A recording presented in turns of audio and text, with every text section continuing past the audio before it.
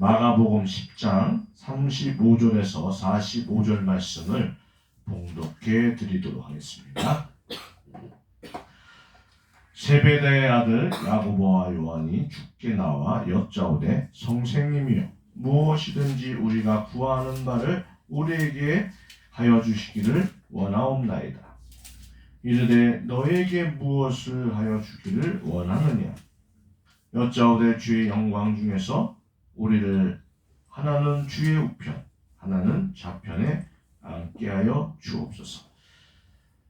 예수께서 이르시되 너희 구하는 것을 알지 못하는도다. 내가 마시는 잔을 너희가 마실 수 있으며 내가 받는 세례를 너희가 받을 수 있느냐. 그들이 말하되 할 수 있나이다. 예수께서 이르시되 너희는 내가 마시는 잔을 마시며 내가 받는 세례를 받으려니와 내 좌우편에 앉는 것은 내가 줄 것이 아니라 누구를 위하여 준비되었든지 그들이 얻을 것이니라.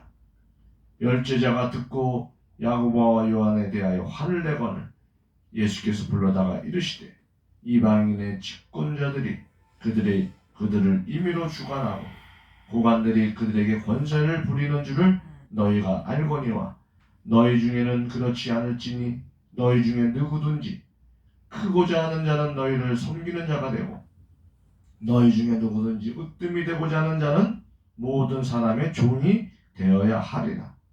인자가 온 것은 섬김을 받으려 함이 아니라 도리어 섬기려고 하고 자기 목숨을 많은 사람들의 대속물로 주려 함이니라. 아멘.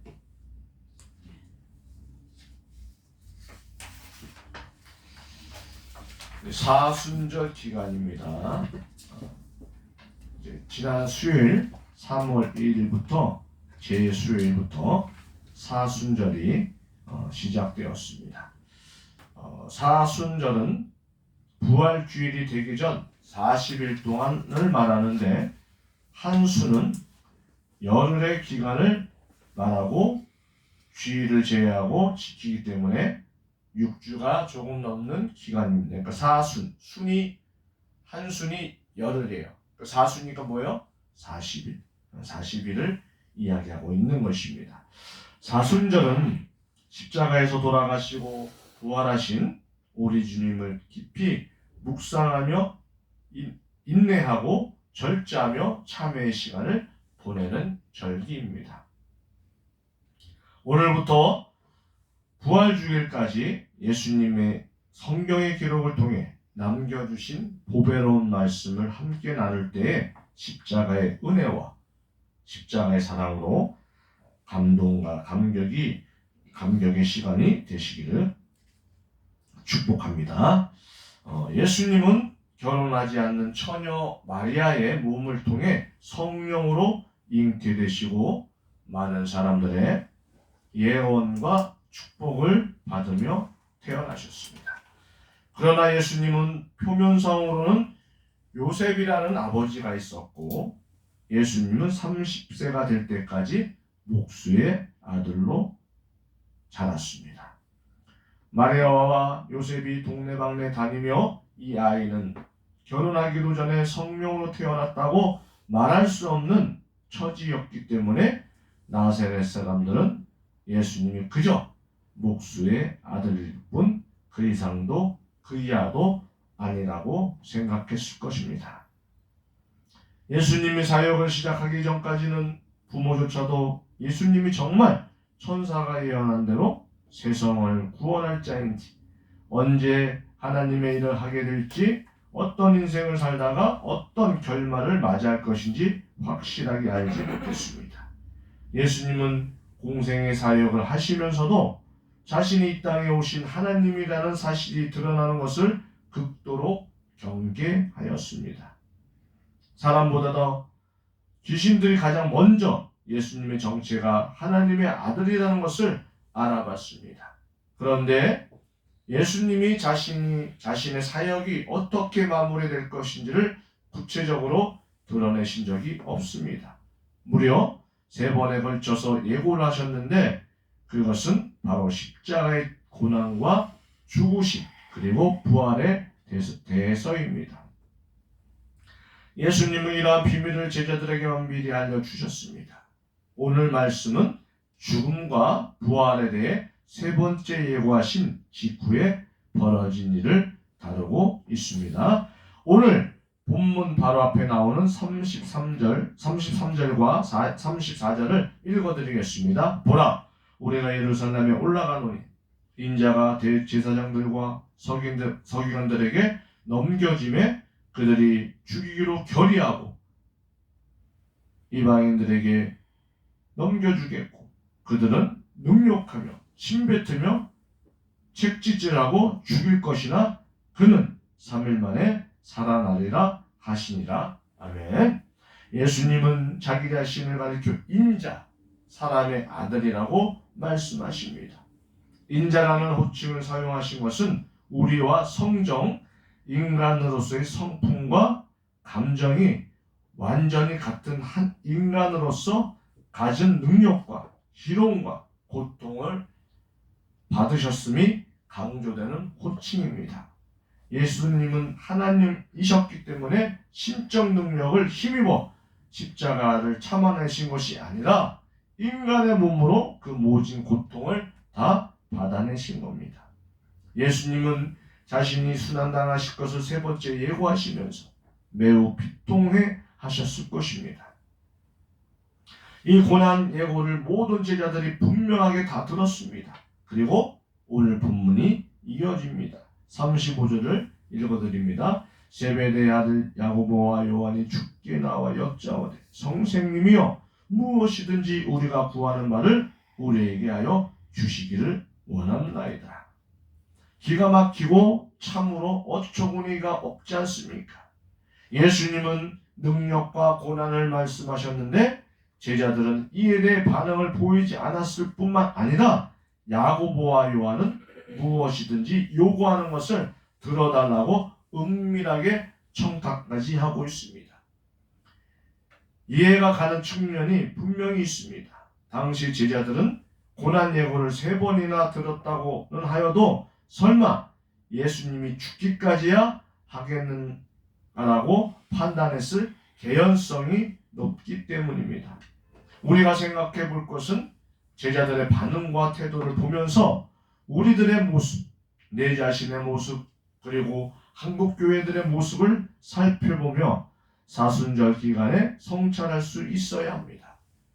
당시 제자들이야 몰라서 무지해서 그런 반응을 보였다 하더라도 지금 세대의 기독교인들은 예수님이 이미 침뱉음 당하시고 희롱당하시고 구타당하시고 조롱당하시고 수모와 수치를 당하시고 책질과 못박음 당하시고 극한의 고통 속에서 6시간 동안 십자가에서 매달리신 채 피가 말라가면서 죽어 가셨다는 사실을 너무나도 명확하게 알고 있습니다. 모르면 몰라서 그렇다고 변명이라도 할 수 있지. 다 알고 있는 우리들이 야고보와 요한처럼 예수님의 고난과 죽음에는 무관심하면서 이것도 주시고 저것도 주시기를 원합니다. 왜 이 욕은 안 들어주시나요? 구하면 다 주신다더니 지금 약 올리시는 건가요? 주시지도 않을 거면 저한테 이래라 저래라 하지 마세요. 이런 반응과 태도로 일관한다면 우리 주님이 얼마나 마음이 아프시겠습니까?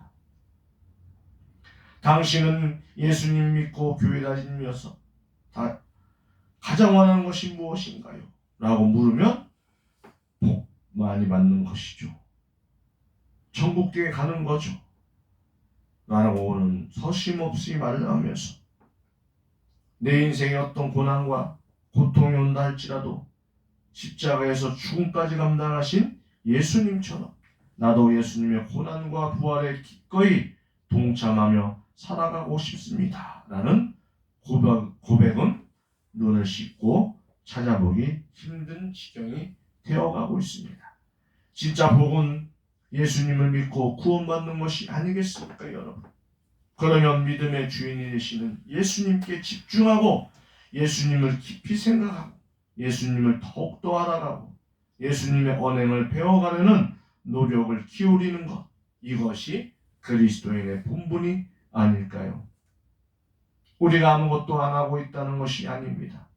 감각이 무뎌지고 게으름에 빠져서 예수님을 점점 잊어버린 채 일상적인 신앙 행위로만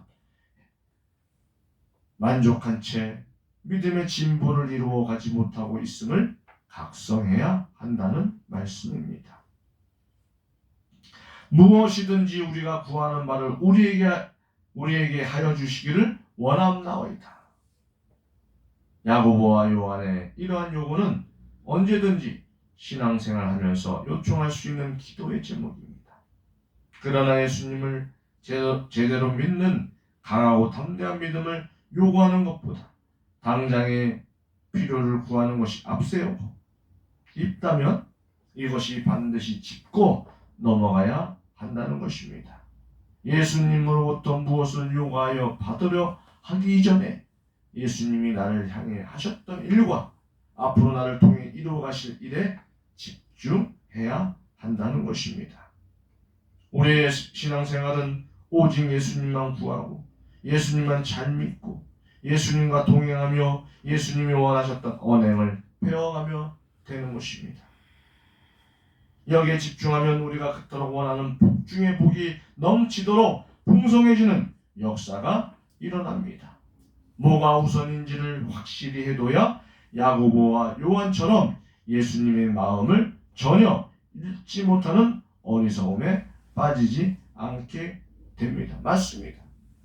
예수님은 영적으로 교육을 시키려고 했는데 이 야고보와 요한은 육적으로 받아들인 거예요. 육적으로 자기들의 뜻을 주님께 구한 것입니다.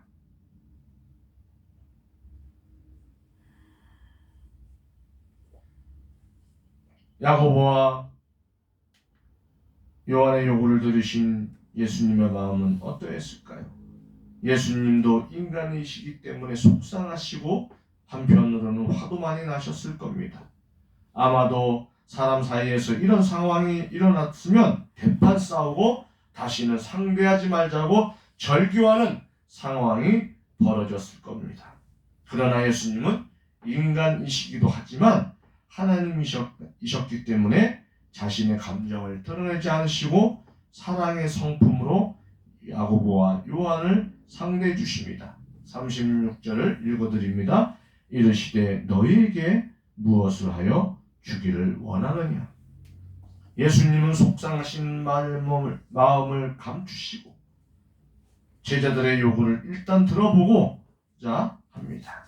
너에게 무엇을 하여 주기를 원하느냐. 상황 판단도 못하면서 엉뚱한 요구를 하는데도 언제든지 부드럽게 대해주시는 예수님의 따뜻한 사랑이 진하게 느껴집니다. 우리도 마찬가지예요. 우리도 일상에서 우리 주님께서 나를 향하여 여러분을 향하여 비전이 있습니다. 비전을 제시합니다. 그런데 우리는 엉뚱한 것을 요구합니다. 그냥 자기 필요한 것들만 충족해달라는 거예요. 풍족해달라는 거예요. 우리가 야고보와 요한처럼 다를 바가 무엇이 있겠습니까? 주님은 언제나 이렇게 우리에게 따뜻한 사랑을 보여주시는 것입니다.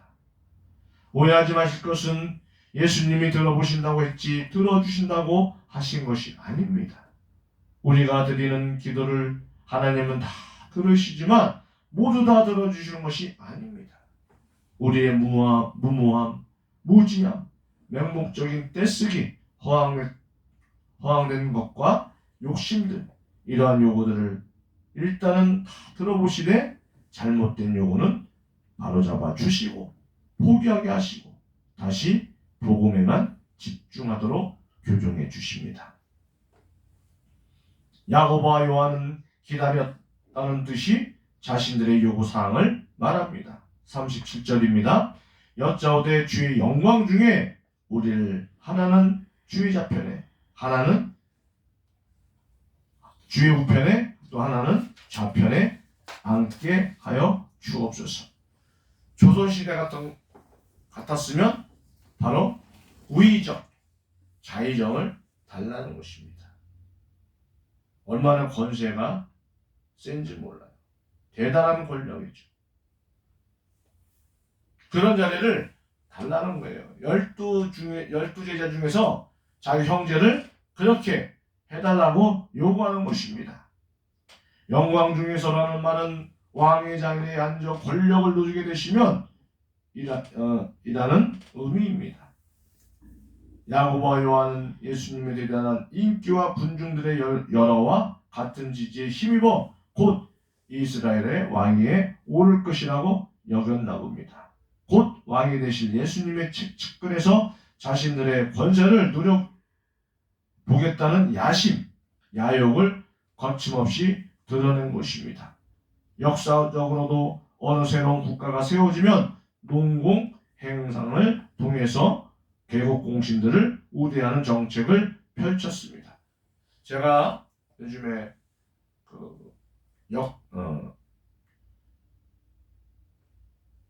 TV를 보는데 이방원이라는 사극을 보고 있습니다. 이방원이 누구죠? 이성계 아들이잖아요. 이성계가 반란을 일으킵니다. 그러면 어떻게 해요? 거기에 부하들이 있겠죠. 개국 공신들이 있어요. 네. 그러면 이 사람들의 권력이 하늘 위까지 올라가는 거예요. 그리고 저마다 그 직책을 요구합니다. 그리고 그 전에 있던 모든 세자와 또 측근했던 부하들은 다 죽겠죠. 그런 지금 이야기를 야고보와 요한은 하고 있는 거예요. 많은 백성들이 지금 따르고 있지 않습니까? 주님, 이 백성들을 누가 데려갔습니까? 우리가 데려온 겁니다. 그러니 우리의 노력을, 공을 잊지 말아주세요. 그래서 우리에게 당연히 우편에 좌편에 우리 형제를 앉혀야 됩니다. 이런 딜을 예수님하고 하고 있는 거예요. 그리고 마치 예수님은 세상의 왕처럼 임금이 되겠다는 그런 착각을 가지고 지금 이야기하고 있는 것입니다. 지금 우리 대선도 마찬가지예요. 누가 대통령이 될지 모르겠지만 되고 나면 아마 피바람이 일어날 줄 믿습니다. 일어나게 될 거예요. 네. 뭐 몇 명은 깜빵에 가겠죠. 감옥에 가겠죠. 네. 그리고 또 어떻게 해요? 내가 당신을 대통령으로 만들었으니까 나 한 자리 주십시오. 국무총리, 네. 서울시장, 부산시장, 여러 관직의 총수가 되겠죠. 그런 딜을 하겠죠. 그게 인간이 인간. 야고보와 요한은 김칫국을 한 사발이 아니라 한 통은 들이킨 것 같이 헛된 욕심을 내고 있습니다. 이렇게 요청에만 집중하게 되면 예수님도 안 보이고 말씀도 안 보이고 그저 막무가내식이 되어버립니다. 지금은 이런 말을 나눌 분위기가 아닙니다. 야고보와 요한이 조금이라도 눈치와 염치가 있었다면 나는 곧 침뱉음의 치욕을 당한다. 곧 고통을 받다가 죽는다. 이런 말씀하신 상황에서 청탁의 말을 감히 꺼내지 못했을 겁니다. 예수님이 요청을 들어주지 않으시는 것은 너무나도 당연합니다. 38절 말씀입니다. 예수께서 이르시되 너희는 너희가 구하는 것을 알지 못하는도다. 내가 마시는 잔을 너희가 마실 수 있으며 내가 받는 세례를 너희가 받을 수 있느냐? 이 잔이 뭡니까? 죽음의 잔이잖아요. 죽음의. 너희가 죽을 수 있겠냐? 이런 영적인 뜻을 캐치를 못하는 거예요. 이 두 형제가. 그러니까 예수님이 그렇게 허락하지 않는 거예요. 예수님 너희가 너희는 너희가 구하는 것을 알지 못하는도다 하고 하신 말씀이 무슨 뜻인지 여러분은 잘 아실 겁니다. 야고보와 요한은 예수님의 고난과 죽음에 대해서 라이브 실시간으로 들었음에도 그 말씀에 대해 알아보려는 시도조차 하지 않았습니다. 이런 상황을 두고 죽었다 깨어나도 모른다고 표현합니다. 고난 없이는 영광도 없다. 십자가 없이는 승리도 없다. 고통 없이는 면류관도 없다. 노력 없이는 성취도 없다. 이런 등등의 말씀이 신앙생활에 자주 적용됩니다. 뭐가 항상 먼저 나옵니까? 고난, 십자가, 고통, 노력 이런 것들을 통과해야 비로소 영광이라는 단어에 마주하게 됩니다. 예수님조차도 십자가를 지셨기 때문에 영광을 받으셨다는 것을 잊어서는 안 됩니다. 십자가를 통과하지 않고서는 그 어떤 영광, 그 어떤 복, 그 어떤 역사도 결코 일어나지 않습니다. 야고보와 요한은 모든 것 다 제쳐두고 영광만을 요구했습니다. 표도 사지 않았는데 이미 마음은 KTX 타고 부산에 내려가 횟집에 앉아 있었던 겁니다. 예수님은 두 사람에게 오히려 역으로 질문을 합니다. 내가 마시는 잔을 너희가 마실 수 있으며 내가 받는 세례를 너희가 받을 수 있느냐? 여기에서 내가 받는 잔은 피를 흘리고 죽어야만 하는 고난의 잔입니다. 예수님이 겟세마네 동산에서 기도하실 때 내 아버지여 만일 할 수만 있다면 이 잔을 내게서 지나가게 하옵소서. 그러나 나의 원대로 마옵시고 아버지의 원대로 하옵소서라고 하셨습니다. 잔은 피할 수 없는 죽음의 잔입니다. 이 잔을 마셔야 영광을 받을 수 있습니다. 내가 받는 세례도 잔과 같은 의미입니다. 세례 의식은 죄사함을 받고 깨끗함과 거룩함으로 거듭나는 과정을 담고 있습니다. 그런데 거듭나기 전에 반드시 죽어야만 합니다. 세례식에서 물에 완전히 잠기는 것을 침례라고 하는데 몸이 물속에 완전히 잠겼다 잠겼다가 물 밖으로 나오는 것이 거듭남입니다. 물에 잠겼다가 솟아오르는 행위는 옛사람이 더럽고 죄악된 모습을 반드시 죽어야만 거룩함으로 다시 살아날 수 있음을 말합니다. 예수님은 야고보와 요한에게 너희도 나와 함께 십자가에 죽을 수 있겠느냐고 물어보신 겁니다. 39절 40절을 읽어드립니다. 그들이 말하되 할 수 있나이다. 예수께서 이르시되 너희는 내가 마시는 잔을 마시며 내가 받는 세례를 받으려니와 내 좌우편에 앉는 것을 내가 줄 것이 아니라 누구를 위하여 준비되었는지 그들이 얻을 것이니라. 네, 예수님, 저희들이 얼마든지 잔을 마실 수 있습니다. 준비되어 있습니다. 물론 세례도 당연히 받을 수 있습니다. 자신감이 넘치는 대답입니다. 이 대화에서 예수님도 현재형으로 물으시고 제자들도 현재형으로 대답합니다. 지금 당장 잔을 주시면 예수님 눈앞에서 곧바로 마실 준비가 되었습니다라고 자신만만하게 대답을 했다는 의미입니다. 속된 표현이지만 무식하면 용감하다는 말이 생각납니다. 예수님은 승인과 거부를 동시에 말씀합니다. 너희는 내가 마시는 잔을 마시며 내가 받는 세례를 받을 것이라는 승인의 말씀입니다. 이 말씀처럼 야고보는 12사도들 중 최초로 순교를 당합니다. 자신들의 입으로 말하고 예수님이 승인하신 것처럼 다 이루어졌습니다. 우리가 하나님 앞에서 하겠다고 한 말들은 다 반드시 지켜야 하고 그대로 이루어진다는 것을 볼 수 있습니다. 거부하신 말씀으로 내 좌우편에 앉을 자가 누구를 위하여 준비된 자들이 앉게 될 것이라고 하셨습니다. 너희들이 좌우에 앉을 자인지 아닌지는 하나님 아버지가 판단하실 것이라는 의미입니다. 또한 내 좌우편에 앉는 것은 죽음 이후에 부활과 심판 이후에 있을 일이라는 것도 암시한 것입니다. 야고보와 요한은 도대체 자리를 주시겠다는 건지 안 주시겠다는 건지 머리가 복잡해졌습니다. 대답은 했는데 잘한 건지 못한 건지도 판단이 서지 않습니다. 우리 주님이 지금 이 자리에 있는 우리 각자에게 이렇게 물으십니다. 첫째, 너는 내가 십자가의 고난과 희생으로 인해 죽임당했다는 사실을 항상 기억하며 너에게 은혜로 주어진 구원의 선물에 항상 감사하며 내가 너에게 부탁하고 명령한 복음의 사명을 위해 죽도록 충성할 수 있느냐? 둘째, 너는 어떤 인생의 고난과 시련이 온다고 하여도 내가 참아낸 십자가를 앞세워서 그 모든 일을 참아내고 견뎌내며 믿음의 잔을 마실 수 있느냐? 셋째, 너는 어떤 시험과 유혹 앞에서도 내가 행하였던 언행을 본받아서 거룩과 경건을 지켜내는 성령의 세례를 받을 수 있느냐? 대답해야 합니다. 여러분의 대답은 무엇입니까? 할 수 있냐이다. 덜컥 대답했던 야고보는 제일 먼저 순교를 당했습니다. 모르고 대답했지만 그대로 실행이 되었습니다. 여러분 무서우시죠? 하시기가 두려우시죠?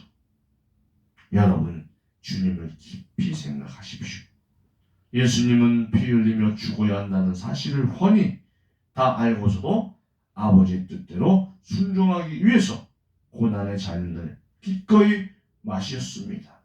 우리는 예수님의 물으심에 어떻게 대답하고 반응해야 합니까? 저도 아마 20대에 그런 서원 기도를 했어요. 주의 종이 되겠다. 그리고 몇 년 동안 그 생각을 잊고 살았습니다. 근데 주님은 제가 약속했던 것을 기억하셨어요. 지금 보십시오. 제가 주의 종이 되어 있잖아요. 하나님은 그 약속의 말씀을 잊지 않으세요. 끝까지 그 약속을 믿고 기다리시는 분입니다. 또 실행하게 만드시는 것도 주님이십니다. 네. 대답하기를 결코 두려워하지 마십시오. 엄겁결에 말해버린 나의 대답이 그대로 실행이 된다고 하여도 결코 물러서지 마십시오. 죽어야만, 고난을 당해야만, 잔을 마셔야만 영광의 자리에 앉을 수 있다면 아버지의 뜻대로 하겠나이다. 내가 할 수 있나이다. 내가 그렇게 할 수 있도록 저와 함께 하여 주옵소서. 십자가 앞에 엎드리며 강하고 담대하게 대답하십시오. 하나님은 우리를 죽음으로 몰아가시는 분이 아니라 순종함을 보시려고 한다는 사실을 잊어서는 안 됩니다. 사순절은 예수님을 깊이 생각하는 절기라고 말씀드렸습니다. 우리는 다 연약하지만 예수님 안에서는 죽음도 이겨내는 강한 믿음으로 새롭게 될 수 있습니다. 나의 몸과 영혼을 오직 나의 구원자, 나의 주인, 나의 하나님이신 예수 그리스도께 맡기오니 제 몸과 마음이 예수님처럼 순종의 사람이 되도록 은혜를 내려주옵소서. 겸손의 사람이 되도록 은혜를 내려주옵소서. 간절히 기도하시면서 십자가의 예수님과 동행하시는 사순절 보내시기를 축복합니다. 41절 말씀입니다. 열제자가 듣고 야고보와 요한에 대하여 화를 내거늘 야고보와 요한의 이 돌발 행동을 보고 나머지 제자들이 화가 많이 났습니다. 얌체같이 자기들만 높은 자리 차지하려고 선수를 치는 야고보와 요한에게 모두가 화를 낸 것을 보면 나머지 10명의 제자들도 다 한 자리 차지하려는 마음이 있었음을 알 수 있습니다. 지금 화가 날 것은 예수님인데 오히려 제자들이 들고 일어나 화를 내고 있으니 참으로 업처구니 없는 장면입니다. 저는 생각해 보기를 예수님으로부터 가장 사랑을 받았다고 하는 사도 요한이 제일 먼저 나서서 형과 함께 이런 요구를 했다는 것을 보면서 은혜와 사랑을 받으면 받을수록 얼마나 자신을 잘 점검해 나가야 하는지를 묵상해 봤습니다. 또 사도 중에 리더라고 할 수 있는 베드로조차도 너희들 예수님이 죽으신다는데 능력 받으신다는데 그런 헛소리를 하고 있느냐? 라고 빽소리도 한 번 지르지 않았다는 것도 묵상해 봤습니다. 열두 제자 중에 단 한 사람도 예수님을 깊이 생각하지 않고 오직 자기 목만 챙기기에 급급함을 보고 이게 사람들의 진짜 모습이지. 그래 이 모습이 딱 내 모습이라는 자조적인 웅얼거림을 했습니다. 우리가 예수님을 믿는다고 하면서 왜 예수님이 오셨는지, 왜 예수님이 죽으셨는지, 왜 고난 중에 영광받는 것인지에 대해서 고민하고 적용하고 실천하려는 의지들이 점점 상실되고 있다는 심각성을 깨달아야 합니다. 더도 말고 덜도 말고 오늘 본문의 12 제자들의 모습이 지금 현재 우리 모습, 나의 모습임을 절감해야 합니다. 이러한 인식이 재생되지 않으면 믿음의 진보를 이뤄나갈 수 없고 내가 무엇을 하며 신앙생활해야 하는지도 모르게 됩니다. 예수님이 우리에게 해답을 제시해 주십니다. 42절에서 44절 말씀을 읽어드리겠습니다. 예수께서 불러다가 이르시되 이방인들의 직권자들이 그들을 임의로 주관하고 그 고관들이 그들에게 권세를 부리는 줄을 너희가 알거니와 너희 중에는 그렇지 않을지니 너희 중에 누구든지 크고자 하는 자는 너희를 섬기는 자가 되고 너희 중에 누구든지 뜸이 되고자 하는 자는 모든 사람의 종이 되어야 하리라. 아멘. 크고자 하지 말고 섬기는 자가 되라. 으뜸이 되려 하지 말고 모든 사람의 종이 되라고 말씀하십니다. 죽어도 지고도 못 사는 사람들이 우리들 아닙니까? 져주고 참으면 바보 천지라고 생각합니다. 조금만 손해보는 것 같으면 악을 쓰면서도 반드시 얻어내고야 말죠. 이겨먹어야 속이 시원해지겠죠. 나도 별로 잘난 것이 없는데 남보다 조금만 못돼 보이는 사람을 무시하고 낮게 보며 깔보는 태도가 나옵니다. 잘난 체하고 자랑질하고 힘으로 누리려고 하고 극히 이기적이고 뒷담화 많이 하고 아나무인으로 행동하다 뜻대로 안 되면 짜증내고 자기 잘못을 덮으려 하고 포곤하고 힘센 사람 앞에서 굴욕적으로 아부하고 이런 모습이 다 인간 군상들 바로 내 모습입니다. 예수님은 이런 태도들이 믿는 자들의 모습이 아니라 예수님을 팔아넘긴 직권자들의 모습이고 예수님을 믿지 않는 이방인들의 모습이라고 말씀합니다. 우리는 세상으로부터 구별된 자들이라고 불리지 않습니까? 예수님 믿고 거룩한 무리들이 모였다고 해서 성도라고 불리지 않습니까? 그렇다면 우리들의 언행과 태도에서 예수님의 모습이 단 한 개라도 보여져야 하지 않겠습니까? 예수님이 나는 이런 사람이야. 내가 이렇게 살았으니 너희도 이렇게 살아야 돼 라고 가르쳐 주신 말씀이 45절 말씀입니다. 함께 읽겠습니다. 자, 우리 다 45절 함께 읽겠습니다. 인자가 온 것은 섬김을 받으려 함이 아니라 도리어 섬기려 하고 자기 목숨을 많은 사람들의 대속물로 주려 함이니라. 아멘. 십자가의 죽음의 희생으로 우리를 섬겨주신 분이 예수님이시고 그 목적대로 오신 예수님은 완벽하게 우리를 섬겨주시고 하늘로 올라가셨습니다. 목숨을 대속물로 내어주시면서까지 섬겨주신 예수님을 깊이 생각하십시오. 우리가 무엇을 하며 살아가야 하겠습니까? 섬김을 받으려 하지 않으셨으며 오직 섬김으로 인해 우리에게 대한 사랑을 증명해 주신 예수님만 깊이 생각한다면 내가 무엇을 어떻게 왜 해야 하는지 충분히 아실 겁니다. 섬김이라는 단어를 깊이 깨닫는 은혜가 있게 된다면 이것 주세요. 저것 주세요.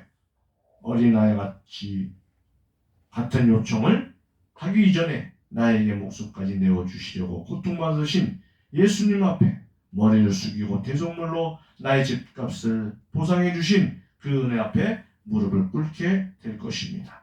더 이상 고개 들고 높아지려고 하지 않고 낮은 자리에서 예수님의 섬김과 겸손과 사랑을 묵묵히 실천하며 살아가야겠다는 마음가짐이 생길 것입니다.